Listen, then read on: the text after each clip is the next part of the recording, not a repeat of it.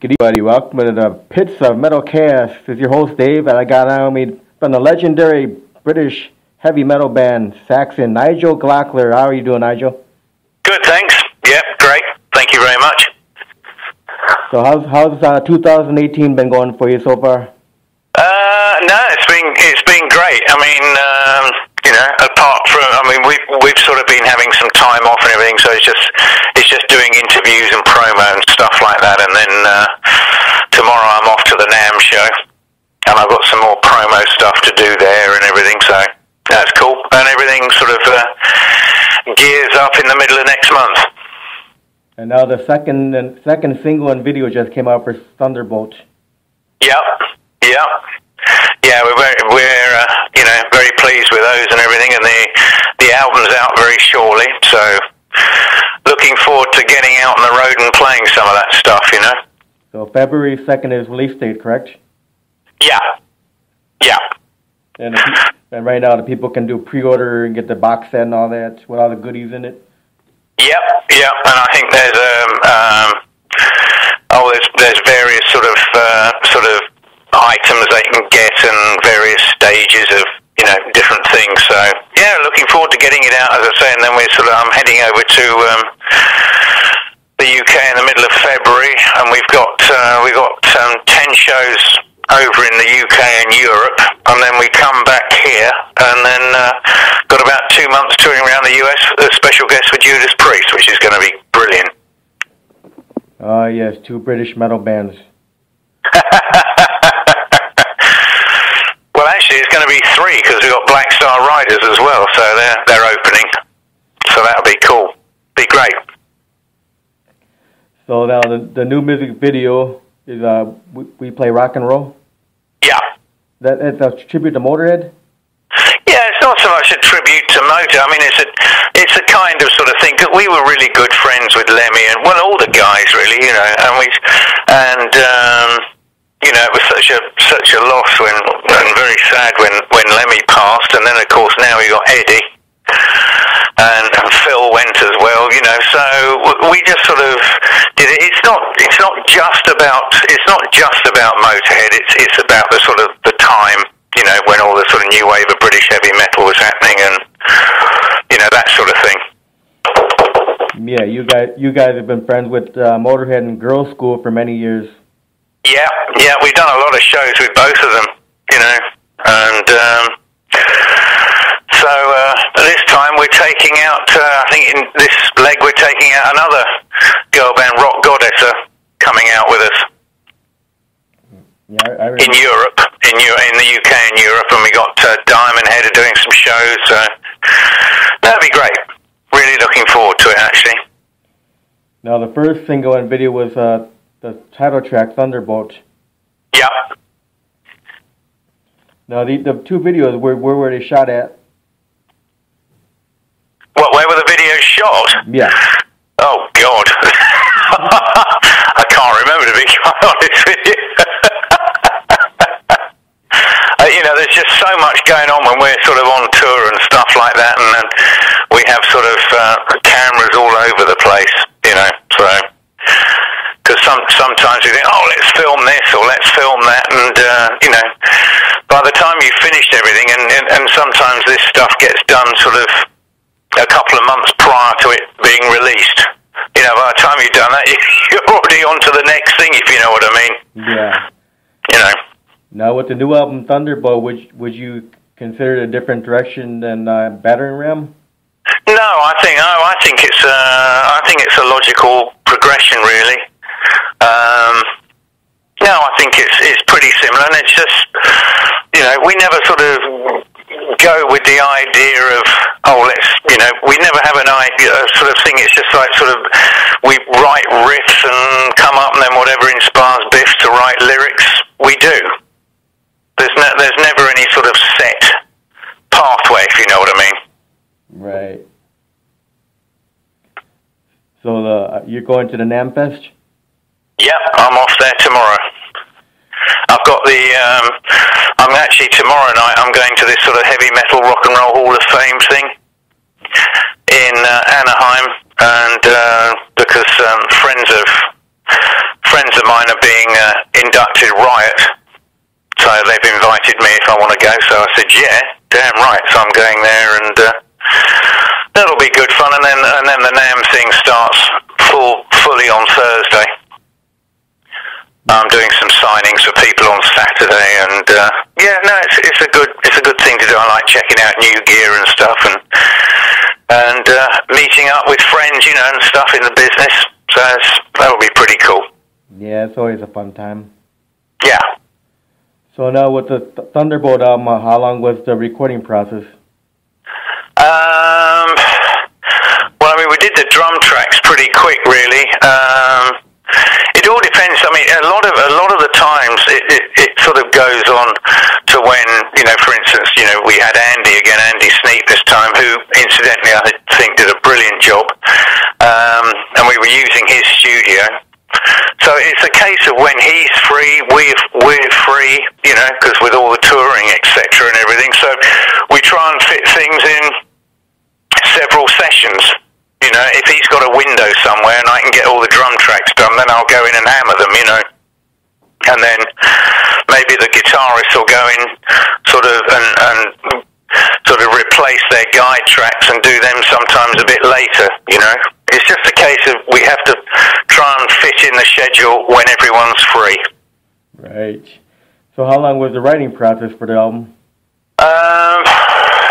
Well, I mean, we're always writing. The band's always writing.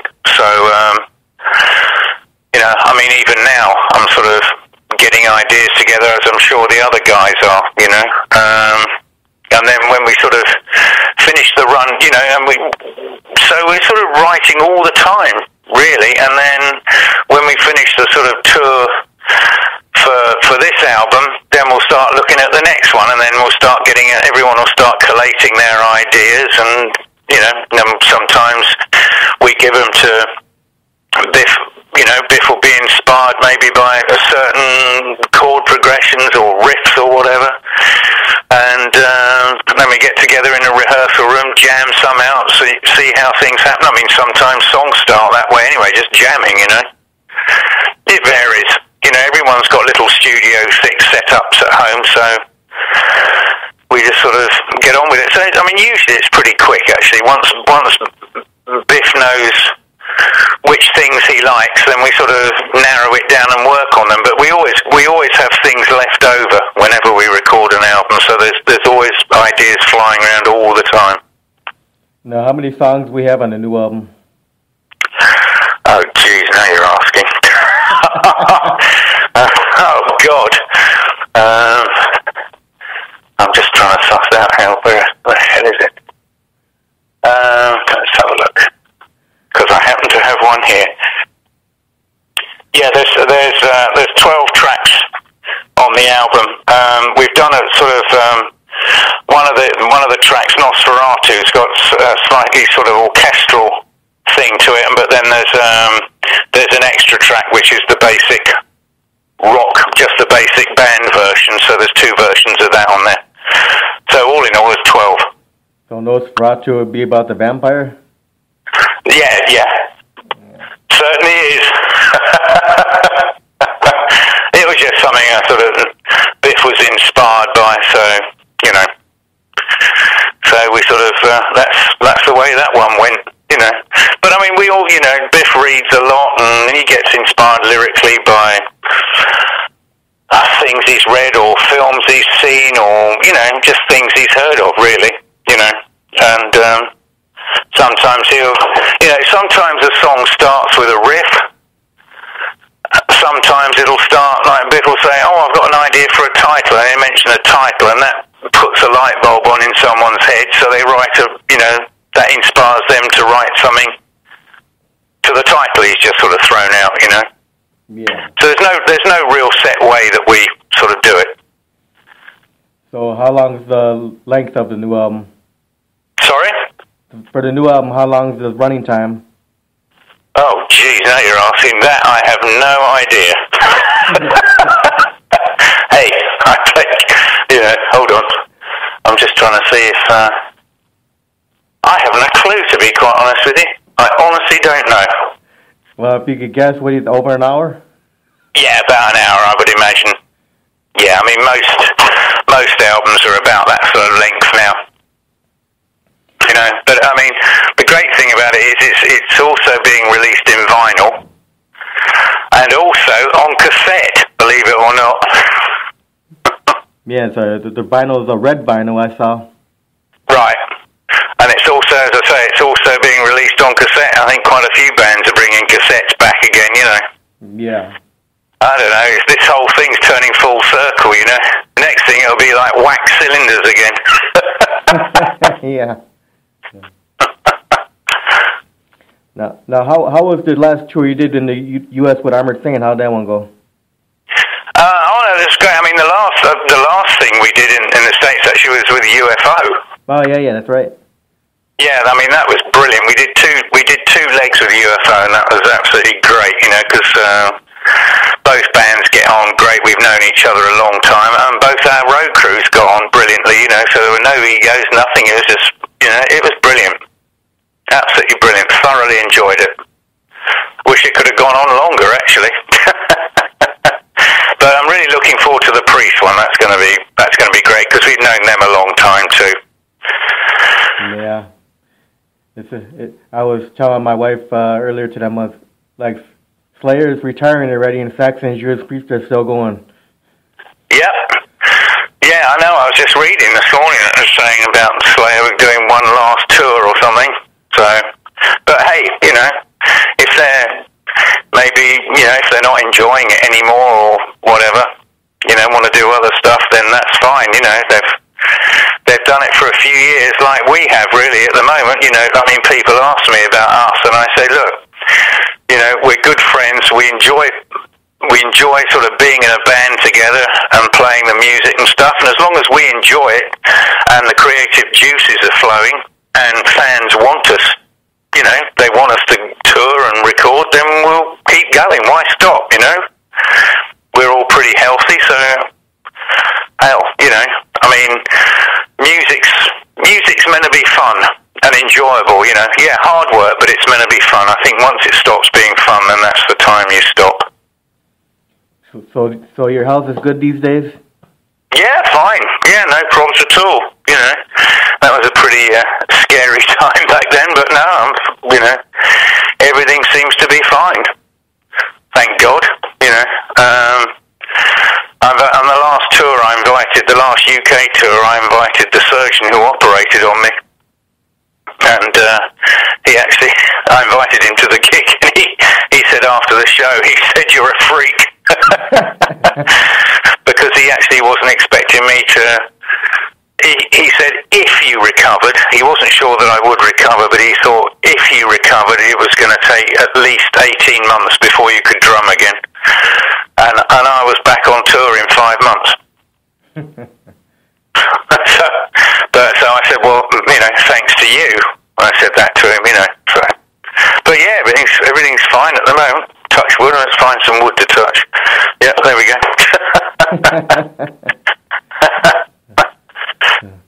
So Nigel, you like fast cars? Fast cars? Yeah. Yeah, I mean, I like watching Formula One. You know,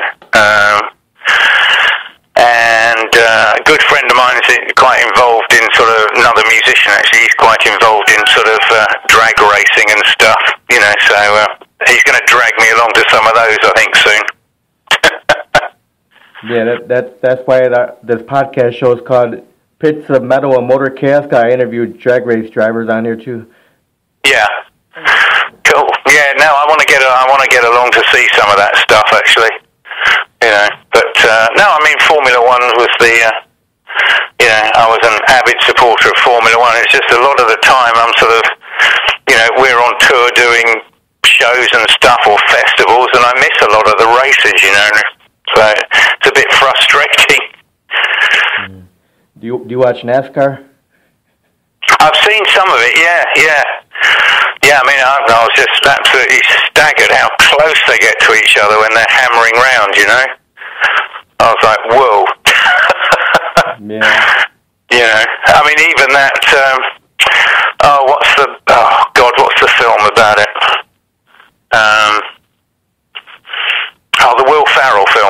Right. Television. Yeah. Yeah, Talladega Nights, is it, or something? Is that the one? Yeah. Yeah, that's brilliant, you know. That's great, but I mean, obviously that's real footage in there, and it's like, whoa, this is, you know, I mean, some of these sort of things they have to do in a split second, that looks pretty damn dangerous to me, I've got to say. You think you'd ever jump behind the wheel of a race car? I'd quite like to sort of have a go in an F1 car, but I don't think anyone would let me.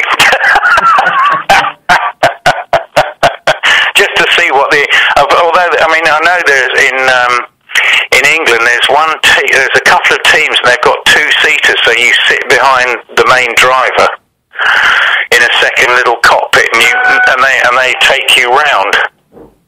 You know, so I'd love to see what the G-force is like when they accelerate. You know. Yeah, that would be interesting. Yeah. Yeah, you can just stop a minute while I go and pick my head up.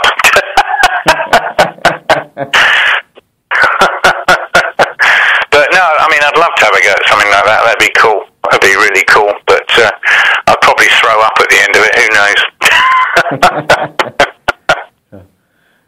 So Nigel, do you have a bucket list of things to do in your life? Oh God. No, not really. No, I don't think. I mean, there's a lot of. I mean, funnily enough, you know, since I'm living over here now, there's a lot of stuff here actually in the States I want to go see. You know, a lot of places I want to go to, and just general things. I want to go and see the Devil's Tower in Wyoming. You know, that was in Close Encounters. Yeah. I want to go up to the beach where Jaws was filmed, because that looks a pretty cool place up there. Just to see all those areas, really. That's, you know, pretty boring stuff, I guess. But you know, I mean, when you get off tour, all you want to do is chill out. So that's what I'd like to do, like a nice road trip all over the place, you know. Yeah. So do you still do a lot of cooking at home? Yeah, I haven't for a while actually, but I'm going to start up again. Yeah, I mean, my wife Gina, she's a great cook, but I love cooking Indian food. You know, and back in the UK, I was growing my own chilies, so I'm going to have to start doing that here again, and you know, get on and start cooking some of this stuff with some of these ghost peppers, or well, there's even hotter ones now, so. But we Brits, you know, most of us love curry, Indian food. We love it. It's our sort of Mexican, I guess. You have more of than anything over here, don't you? Sort of Tex-Mex or Mexican stuff, whereas in England it's like Indian restaurants everywhere. Right. Yeah, we'll have to bring you some food when you guys come out this way on a tour. Yeah. Yeah, definitely. But no, as I say, we're sort of, you know, we've had a couple of months sort of chilling out over Christmas and stuff, and apart from doing promotion and interviews and stuff, it's been pretty laid back and great. So, and as I say, it all kicks up into gear beginning in the middle of next month. You had a good Christmas? Yeah, so although everyone got sick, everyone got colds and stuff, you know. Even being in Texas, we had some, you know, there was a time actually where the weather was absolutely unbelievably cold, and I actually said to the next door neighbour one day, I was outside with the dog and it was snowing, and I thought, God Almighty, this is. And she said, "Oh, you must be used to this." I said, "No, I said I'm moving back to England to warm up." It was that. I couldn't believe how cold it was. Apparently there was at one period, I think it was colder here than it was in Alaska. You know, I was like, God, and I moved here for the heat. But no, apart from that, Christmas was great, and no, it was brilliant, you know. Yeah, really. that cold's gone all over the place. So like Florida is real cold and like Yeah, that's right. When it started snowing, I was like, what? Couldn't believe it. But it's nice actually. I say to people, I really don't care what the temperature is. I just want it sunny. It can be as cold as whatever or as hot as whatever, as long as the sun is shining. So. Yeah, so that's great. So it's been, it's great. Yeah, I was just sick recently for like 2 weeks. Yeah? Yeah, it was terrible. But better now, huh? Yeah. It was hard to get rid of it. Yeah, I know. I mean, England's had a sort of real epidemic of flu. I mean, some of the hospitals are absolutely overflowing with people. Yeah, you got people dying of flu now. Yeah, I know. It was terrible. But bring on the warm weather, I say, and get rid of the damn stuff. Yeah. Well, people could get warmed up listening to some good heavy metal music. I agree. It should be, mandatory in hospitals.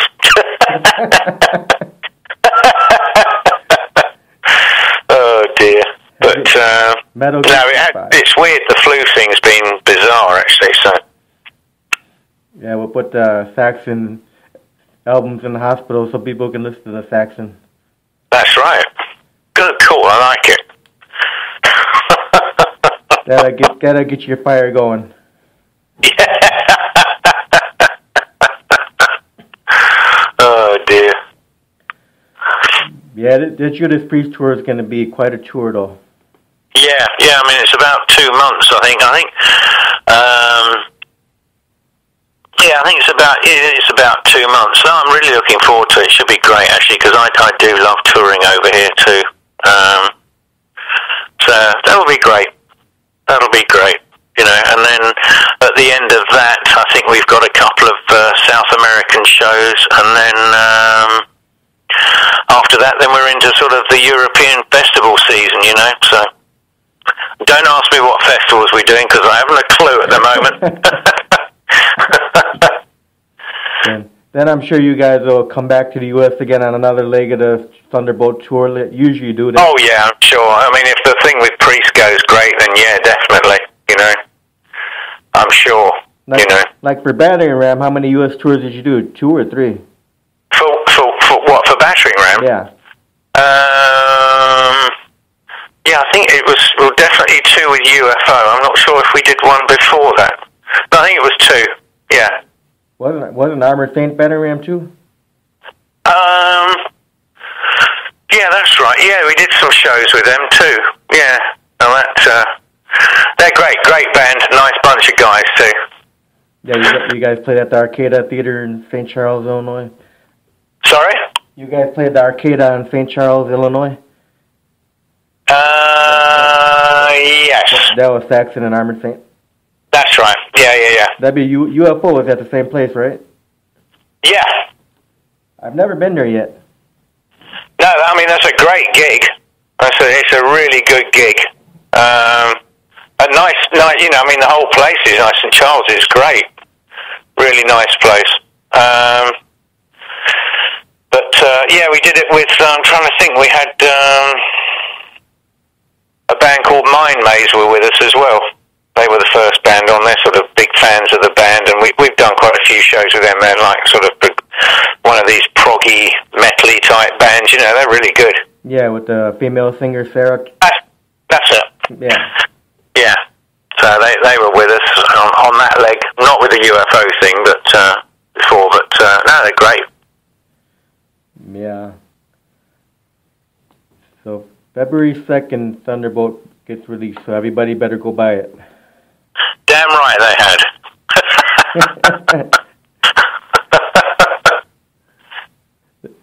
Now, the pre-order they can do right online on the Saxon page, right? Yeah. Saxon Official. Yes. Okay, so now, What else? What else you want? You got anything else to say? Yeah, well, no, I'm sort of gearing up. It's time at me and Kurt Vanderhoof from Metal Church. We've been talking about doing something together, as a side project from both our bands. So again, it's just with both bands so busy, it's trying to find the time to do it. And Al Barrow, the bass player from that British band Magnum, he's involved as well, and we just want to.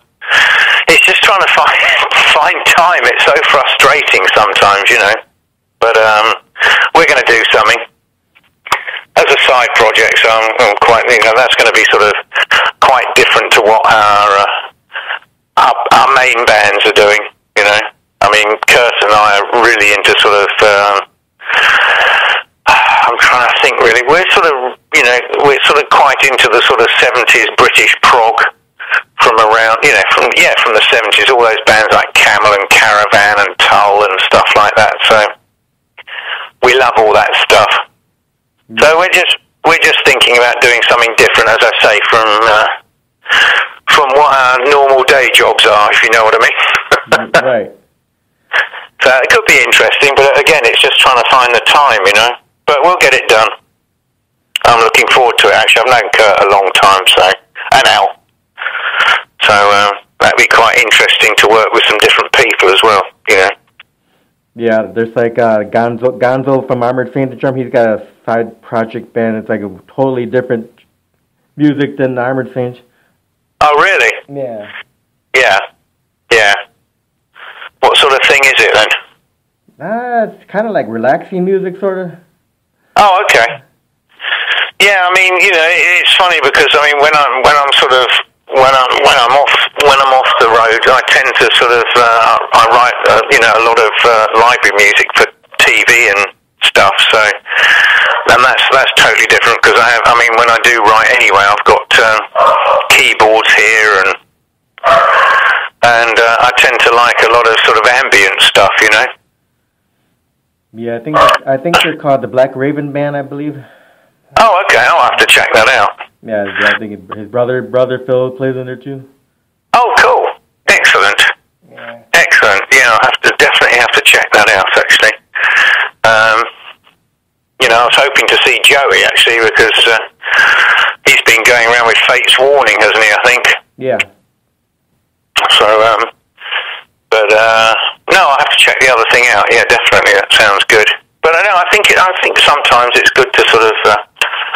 Play with other people and get a different perspective on music and stuff. So when the three of us sort of convene, then we'll sort of get together and see what comes out. But I'm sure it'll be fun, which is, as I said earlier, which is what music's meant to be. Yeah, you got some guys from bands, they do side projects that are lighter, totally different, and you got some guys that do projects that are much heavier than their normal band. Yeah, that's right, actually, yeah. But, no, I'd sort of, it'd be nice to sort of want something a bit more, I don't know, we'll just see what happens, when we get together. We'll just have to get together in a room and jam and see what comes out. But I know Kurt's been doing some writing, so he's going to be sending me some ideas soon, so... Yeah. And I've been sending him some back as well, so we'll have to see what comes out. Now, would you put any flute in there like Jethro Tull? No. Well, who knows? No, I don't think so. None of us is a flute player. I just like the melodic side of it, though. Yeah. I mean, funnily enough, I've just been catching up with some of these sort of. Remasters and stuff of the early Tull albums. They sound great, But I mean, we'll just see what happens. We might end up sounding like something totally different, to what we think we're going to sound like, if you know what I mean. Yeah. It all depends. It all depends how, we might end up being a bloody jazz fusion. Who knows? But we'll see. We'll see. We're not setting any sort of direction necessarily. We'll just get together and see what comes out, I remember Alex Skolnick from the band Testament did a jazz fusion thing before. Yeah. Yeah, no, I don't think we'll do that. I think there's sort of a bit too much of that stuff, plus the fact, there's the people that are really brilliant at it, and I'd rather sort of leave it to them, like Chick Corea and people like that, Yeah. But no, as I say, we'll see what comes out. I mean, who knows? Should be interesting. It should be interesting, though. Yeah, it'll be something fresh for us, because I say all three of us are on tour quite a lot with our own band, so it'll be quite. And we've never actually played together. It's just we know of each other, and but we've never actually played together. But no, I think it'll be fun, Hey, long as you have fun, that's all that counts. Exactly. You're right. So what else you got? What else is on the horizon for Nigel? Anything else? Not at the moment. I think this year's pretty sort of rammed at the moment. I think again, I think in the autumn they're talking about another run in the UK and Europe. And before you know it, we're near Christmas again. Yeah. So, but we'll see. I mean, if I get a decent break in the summer, maybe me and Kurt will get together, or me and Al, and we'll see what happens. Yeah, it seems like the older we get, the years fly by too fast. Damn right. Yeah, you are right. It's crazy.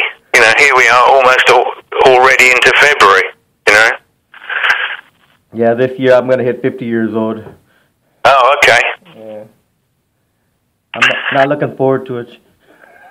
Rubbish. Enjoy it. You can't go backwards. Yeah. So you can only go forwards. So just enjoy it. Yeah, that's what I try to do. Enjoy life day by day. Exactly. So how's your dog doing? Oh, the dog. Oh, God. What, Jaws, as we call her. No, she's good. She's great. She's so strong, though. Unbelievable. Oh. I thought corgis were meant to be sort of, not sort of docile, but I mean, she's really, really strong, and she's a big corgi, actually, so she's doing good, and we've got two cats here as well, so. So how old is the dog now? She's just over a year old, actually. So, yeah, she's doing good. She's doing great. And take her for long walks. So corgis are like sort of herding dogs, so she keeps trying to herd the cats. They won't have it. They sort of turn around and give her a swipe, That's too funny. So for the most part, though, two cats and the dog get along? Sorry?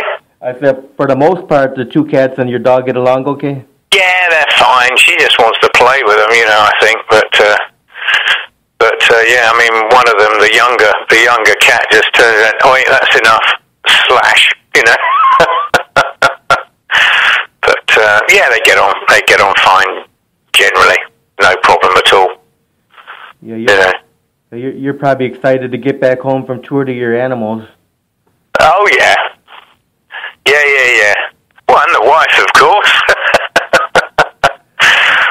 But no, touring's great. I enjoy it. I just enjoy playing. That's the thing. I just love the playing. And as I said, I think if I didn't enjoy the playing anymore, I'd just go, nah, I don't want to do it anymore. But no, we all enjoy being on stage together and creating together. So everything's going fine at the moment. Yeah. As long as you're still feeling good doing it, keep doing it. Yep. Exactly. And as I said before, as long as the people want us, then we'll keep doing it. I'm sure the people always want Saxon.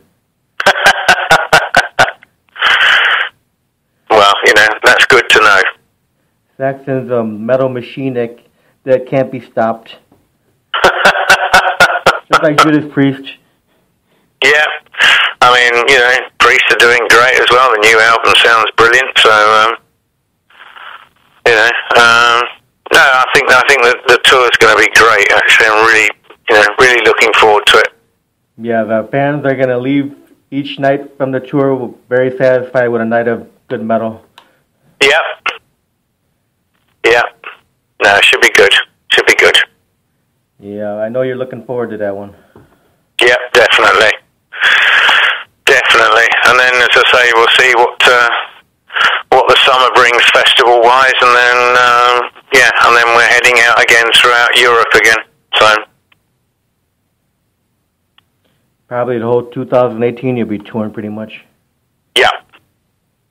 Yeah. But, I mean, that's the sort of cycle, isn't it? You write, record, and then you tour, and then when you sort of when you've done the tour, then you think, right, okay, let's you get back into the cycle next album, so to speak. Well, like you said though, you're on tour. You're always writing stuff on the tour bus, wherever. You're always thinking. Yeah, I mean, little ideas are popping up. Maybe jams in sound check, whatever. All over the place. So, So, like when you go on long car rides, you probably get ideas. Yeah, sometimes, but I mean, ideas can hit you at any time. I mean, I've even had some things. I've woken up in the middle of the night with a guitar riff floating around in my head, so I sort of rush into a studio and just put a rough version down in case I forget it. Yeah. Or hum it into a dictaphone thing, or into my phone. Just hum it in, and then look at it in the morning or whatever, So you never know. Now, for the new album, Thunderbolt, did you write any of the songs on there? Yeah, I mean, we did. Sons of Odin is one of the ones I had a hand in and stuff. So, I mean, everyone in the band's writes anyway. Everyone does. So, we all get together, or we all, when we're jamming things out, we all suggest things and whatever. So, everyone has a hand in it all. So, obviously, someone has to start it off. You can't just go into a room and go 1, 2, 3, play. So, someone's got to bring an idea in, and you just take it from there, really.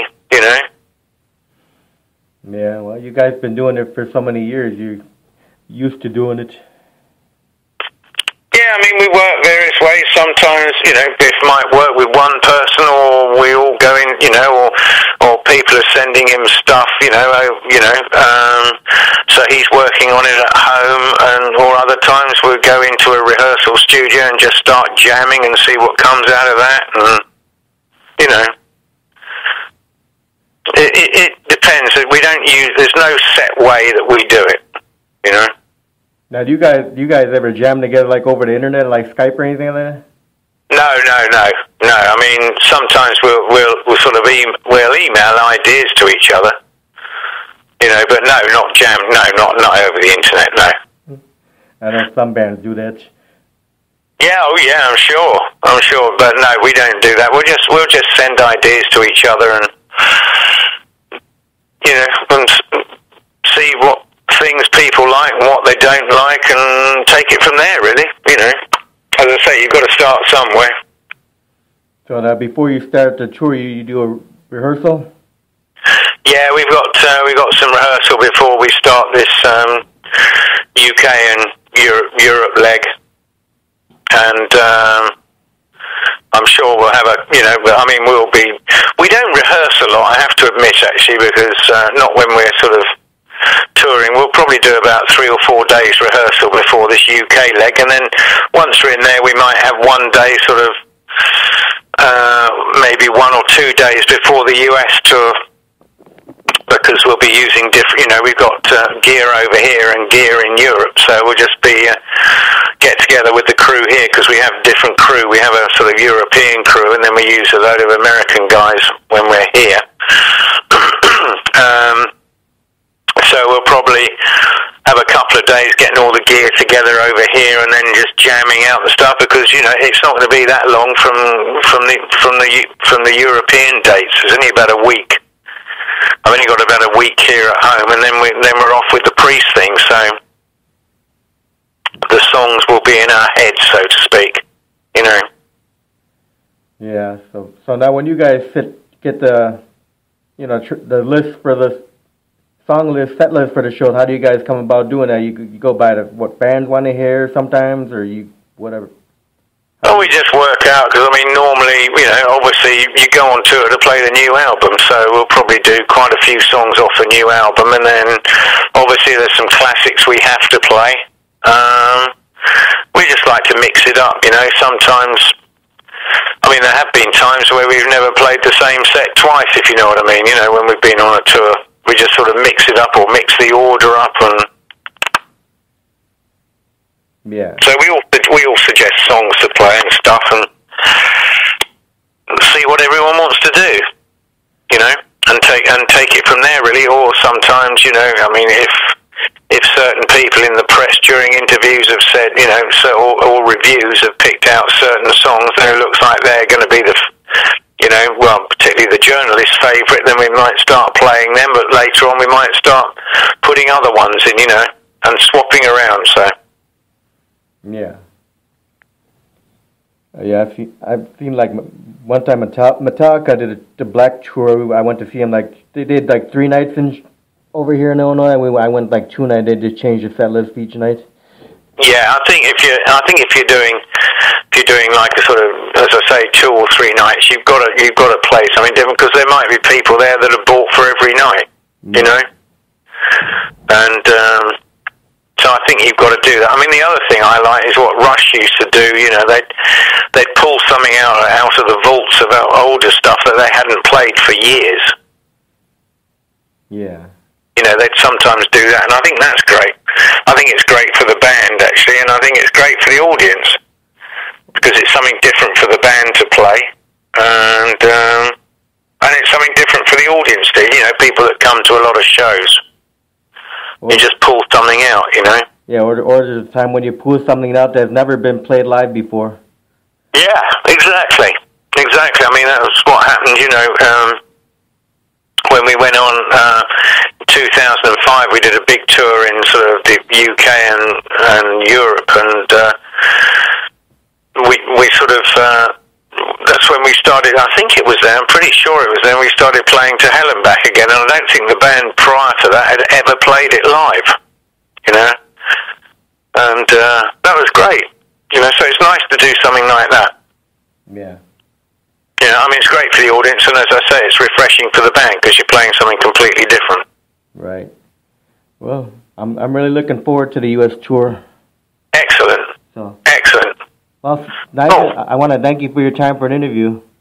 No problem at all. Thank you very much.